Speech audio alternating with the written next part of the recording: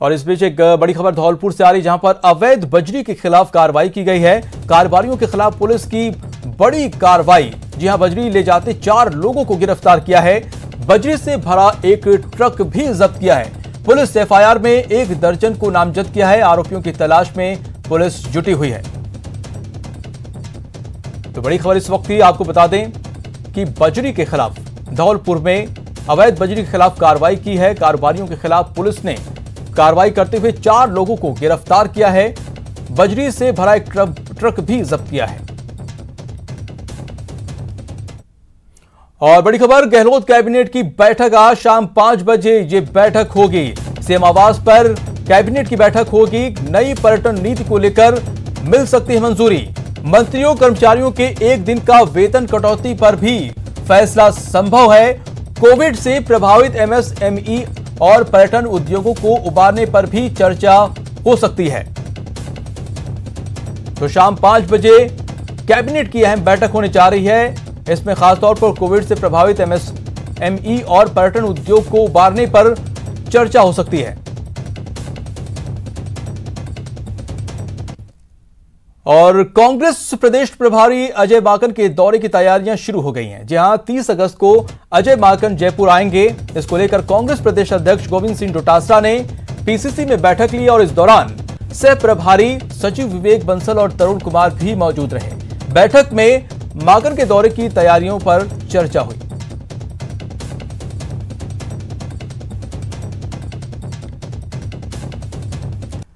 तो चलिए आपको ग्राफिक्स के जरिए अजय माकन के दौरे के बारे में बता दें कि 30 अगस्त को अजय माकन जयपुर आएंगे।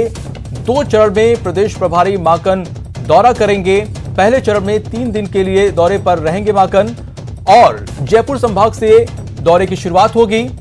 31 अगस्त 1 सितंबर को जयपुर में नेताओं से मिलेंगे। 2 सितंबर को अजमेर संभाग के नेताओं से मुलाकात करेंगे। पार्टी नेताओं से फीडबैक लेंगे माकन और पहले चरण में 2 संभाग कवर होंगे।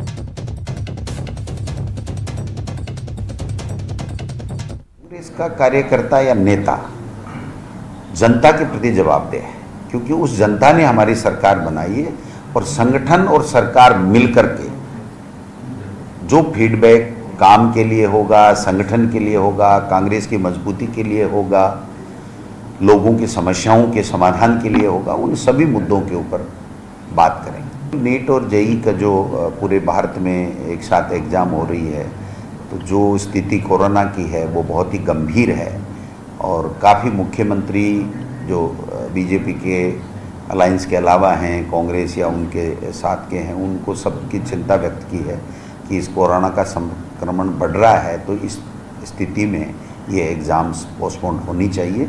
खुद प्रधानमंत्री हमारे सरकार की तारीफ कर चुके हैं कोरोना काल के अंदर और सारे के सारे एमएलए, मंत्री, एमपी सबसे हमारे मुख्यमंत्री जी ने और हम सब ने एक साथ बैठ कर के वर्चुअल कॉन्फ्रेंस की थी, बात की थी। उसमें 90% से ऊपर भी ज़्यादा नेताओं ने कहा था बहुत अच्छा काम कर रही है हमारी सरकार। निश्चित रूप से संगठन को चुस्त दुरुस्त करने का प्रमुख एजेंडा है और उसी एजेंडे के तहत हमारे दोनों सेक्रेटरी आज 2 दिन पहले आ गए हैं। हम लोग चाहेंगे कि जो भी नेता मिले हैं उनसे वो फीडबैक दें, अच्छा संगठन कैसे बने, कैसे कांग्रेस के कार्यकर्ताओं का मान सम्मान बने, कैसे उन लोगों ने जो आशा और अपेक्षा की है उस पर सरकार और संगठन खरा उतरे। ये सब चीज़ें ही करने के लिए माकन साहब संभागवाइज दोनों करने के लिए आ रहे हैं। और अब रुक करते हैं अगली खबर का। अस्पतालों से गायब रहने वाले डॉक्टर्स और नर्सिंग स्टाफ के लिए कर्मचारी राज्य बीमा निदेशालय ने नया नियम जारी किया है। निदेशालय के मुताबिक बायोमेट्रिक हाजिरी में आ रही परेशानी को देखते हुए अब निदेशालय ने एक व्हाट्सएप ग्रुप बना दिया है, जिसमें डॉक्टरों और नर्सिंग स्टाफ को दैनिक अखबार के साथ सेल्फी भेजनी होगी।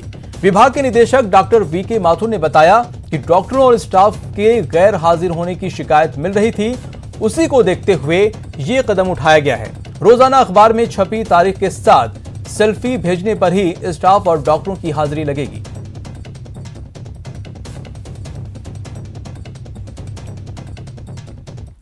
तो अलवर सरस डेयरी चेयरमैन पद से हटाए गए बन्ना राम, जी हां, मीणा को राजस्थान हाईकोर्ट से राहत मिल गई है और कोर्ट ने मामले में स्टे ऑर्डर जारी कर दिया है। कोर्ट के इस फैसले के बाद बन्ना राम मीणा डेयरी के चेयरमैन बने रहेंगे। आपको बता दें कि बन्ना राम को समिति के अध्यक्ष पद से यह कहकर हटा दिया गया था कि समिति का कार्यकाल पूरा हो गया है। कोर्ट के आदेश के बाद फिलहाल बन्ना राम मीणा दोनों पद पर बने रहेंगे। हाईकोर्ट से मिली राहत के बाद बन्ना राम मीणा देर रात अलवर पहुंचे, जहां उनके समर्थकों ने उनका भव्य स्वागत किया और उन्होंने डेयरी पहुंचकर देर रात कार्यभार ग्रहण कर लिया।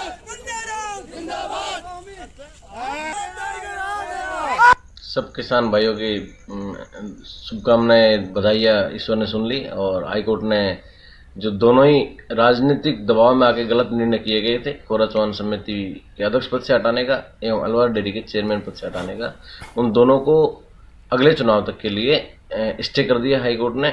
माननीय न्यायालय का सब सम्मान करेंगे, मैं भी हृदय से सम्मान करूंगा और अब अच्छे से किसानों की सेवा करेंगे। दूध की अच्छी से अच्छी रेट है किसान। अलवर में भारत बंद के दौरान अप्रैल 2018 में हुई आगजनी, पत्थरबाजी और उग्र आंदोलन मामले में राज्य सरकार की ओर से मुकदमा वापस लेने पर दलित समाज ने खुशी जाहिर की है। साथ ही मुकदमा वापस करवाने में मुख्य भूमिका निभाने वाले श्रम मंत्री टीकाराम जूली का दलित समाज की ओर से सम्मानित किया गया। गुरुवार को मंत्री के आवास पर जाकर दलित समाज के नेताओं ने माला पहनाया और गुलदस्ता देकर सम्मान किया। मौके पर मंत्री टीकाराम जूली ने कहा कि बीजेपी ने समाज को बांटने का काम किया था, लेकिन अशोक गहलोत सरकार ने मुकदमे वापस लेकर समाज को एकजुट करने का काम किया है। दो वर्गों के बीच में संघर्ष हो तो बहुत सारी उनकी सोच फैल हुई, क्योंकि पूरा ऐसे समाज एकजुट हुआ और पहली बार उन्होंने अपनी ताकत को दिखाया। इसके बाद जैसे ही हमारी गवर्नमेंट आई, आदरणीय अशोक जी गहलोत साहब ने ये वादा किया था कि हम ये मुकदमे वापस लेंगे। आदरणीय भंवर जितेंद्र सिंह जी के प्रयासों से आज शुरुआत हमारी हुई है और सारे ही मुकदमे एक एक करके सारे वापस होंगे। और अब बात आसाराम की करते हैं। जी हां, इस नाम से भला कौन अनजान होगा, वही जो रेप के आरोप में अभी जेल में है। आसाराम को जेल में डालने से लेकर दोषी सिद्ध तक की पीछे की कहानी को आईपीएस अजय पाल लांबा ने अपनी किताब में पिरोया है। 5 सितंबर को इस किताब का विमोचन होने वाला है। नाम है gunning for the godman. IPS Ajay Pal Lamba ने न्यूज 18 राजस्थान से बातचीत में खुलासा किया है कि आसाराम की गिरफ्तारी के वक्त हमारी एक महिला अधिकारी आश्रम में ही छूट गई थी और बहुत बहादुरी के साथ वो बाहर निकल पाई। हमारे संवाददाता सौरभ गृहस्थी ने बात की है आईपीएस जो है अजय पाल लांबा से। दुष्कर्म के एक मामले में आसाराम को जेल की सलाखों के पीछे भेजने में अहम भूमिका निभाने वाले आईपीएस अजय पाल लांबा इन दिनों चर्चाओं में हैं। चर्चाओं का कारण है उनकी एक पुस्तक जो 5 सितंबर को रिलीज होने वाली है। उस पुस्तक के बारे में लांबा साहब इस वक्त हमारे साथ बातचीत करने के लिए मौजूद है। सर, क्या पुस्तक है और क्यों विचार आया ये पुस्तक लिखने के लिए? ये पुस्तक है आसाराम बापू के खिलाफ जो प्रकरण दर्ज हुआ था, उस प्रकरण के इन्वेस्टिगेशन के पश्चात गिरफ्तार करके जब उनको कोर्ट में पेश किया गया और उसके पश्चात जो ट्रायल चला करीब 4 साल, ट्रायल के पश्चात उनको आजीवन कारावास हुआ। उस कंप्लीट घटनाक्रम के संबंध में एक किताब है। किताब का नाम है गनिंग फॉर द गॉडमैन। तो ऐसा लगा कि इस पे बुक लिखनी चाहिए। इस केस में जब कन्विक्शन हुआ उसी दिन से इस किताब को लिखने का काम मैंने शुरू किया और चूंकि इस विभाग में काम करते हुए वक्त थोड़ा कम मिल पाता है, जब वक्त मिला इस किताब को लिखा गया और पिछले करीब 2 साल इस किताब को लिखने में लगे। हार्पर कोलिन्स इसके पब्लिशर हैं और ये बुक मार्केट में आ जाएगी 5 सितंबर को। तो ये है अजय पाल लांबा साहब जिन्होंने अपनी पुस्तक के बारे में बताया। 5 सितंबर का हर कोई इंतजार कर रहा है जब ये पुस्तक रिलीज होगी। तो आसाराम की गिरफ्तारी से लेकर कन्विक्शन तक किस प्रकार के दावपेच रहे हैं, किस प्रकार के पुलिस का रोल रहा, उन तमाम पहलुओं पर जो है वो जानकारी साझा हो पाएगी। कैमरा पर्सन घनश्याम के साथ सौरभ गृहस्थी, न्यूज 18 राजस्थान। और अब बात बीकानेर की करते हैं। जी हां, कोरोना संक्रमण लगातार बढ़ता जा रहा है। वहीं कोरोना के बढ़ते प्रभाव का असर व्यापार पर भी दिखने लगा है। कोरोना के ग्राफ में बढ़ोतरी के साथ ही व्यापारियों की चिंता की लकीरें भी बढ़ती जा रही हैं। खासतौर पर छोटे व्यापारियों को खासा परेशानियों का सामना करना पड़ रहा है। माल खरीदने के लिए ग्राहक नहीं होने के कारण खपत नहीं हो पा रही है। व्यापारियों का कहना है कि कोरोना के कारण अब उनकी आर्थिक स्थिति कमजोर होती जा रही है। व्यापारियों की समस्याओं का जायजा लिया हमारे संवाददाता सतवीर सिंह राठौर ने।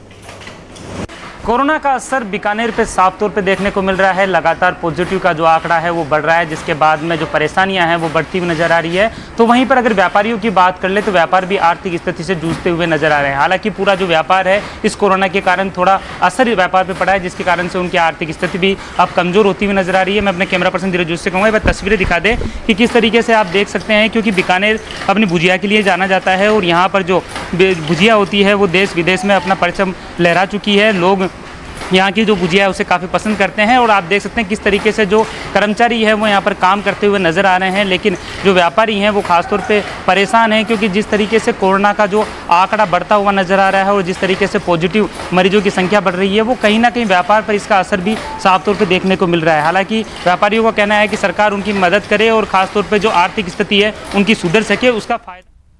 और अब बात करते हैं कोरोना काल में भक्ति की। राज्य सरकार ने 7 सितंबर से प्रदेश के सभी बड़े धार्मिक स्थल खोलने का निर्णय लिया है। गहलोत सरकार के इस फैसले के बाद श्रद्धालुओं में खुशी की लहर है।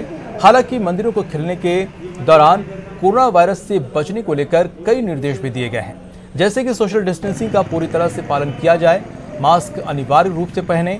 इस फैसले के बाद श्रद्धालुओं की क्या कुछ राय है वो भी सुन लीजिए। कोरोना काल के चलते जहां पर मार्च के बाद से राज्य सरकार के आदेश के अनुसार राजधानी के सभी बड़े मंदिर बंद थे, वहीं अब भक्तों के लिए एक बड़ी राहत की और खुशखबरी है कि अब 7 सितंबर से फिर से मंदिर खोलने का निर्णय राज्य सरकार ने लिया है। यानी कि अब 7 सितंबर से जो बड़े धार्मिक स्थल है उन्हें खोला जाएगा और सोशल डिस्टेंसिंग का भी पूरा पालन किया जाए, ऐसे भी निर्देश दिए गए हैं।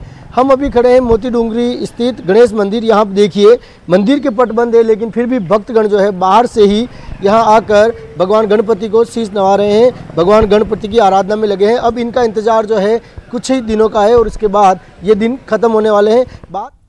वहीं इस मामले में एक खबर ये भी आ रही है कि गोविंद देवजी मंदिर बंद रहेगा। जी हाँ, 7 सितंबर से ये मंदिर नहीं खुलेगा।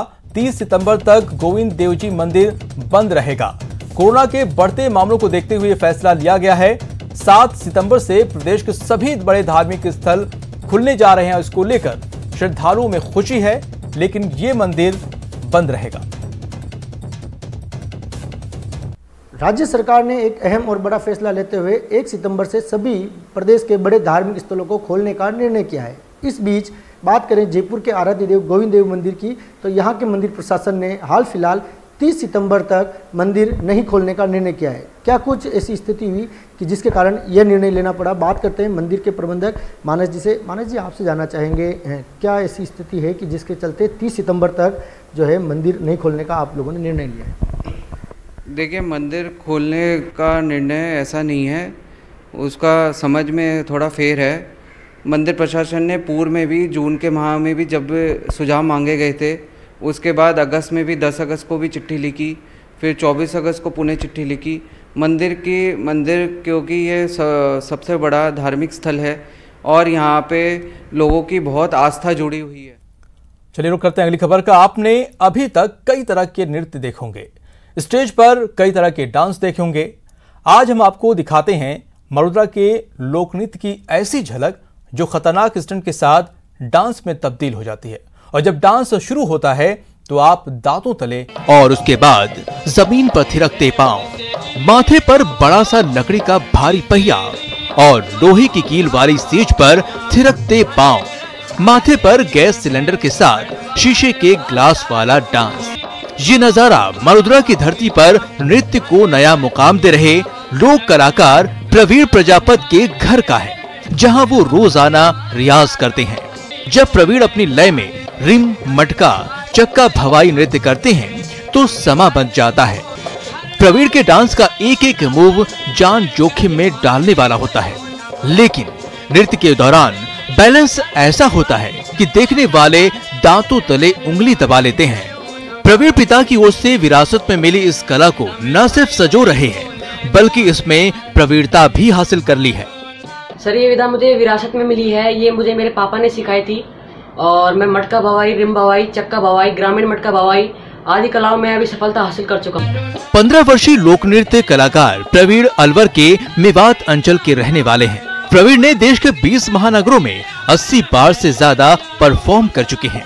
अपने खतरनाक स्टंट वाले नृत्य से अपनी प्रतिभा का लोहा मनवा चुके प्रवीण को पूर्व सीएम वसुंधरा राजे के अलावा और भी कई संस्थाएं सम्मानित कर चुकी हैं। प्रवीण को उसके पिता ने केंद्र सरकार की गुरु शिष्य परंपरा के तहत नृत्य।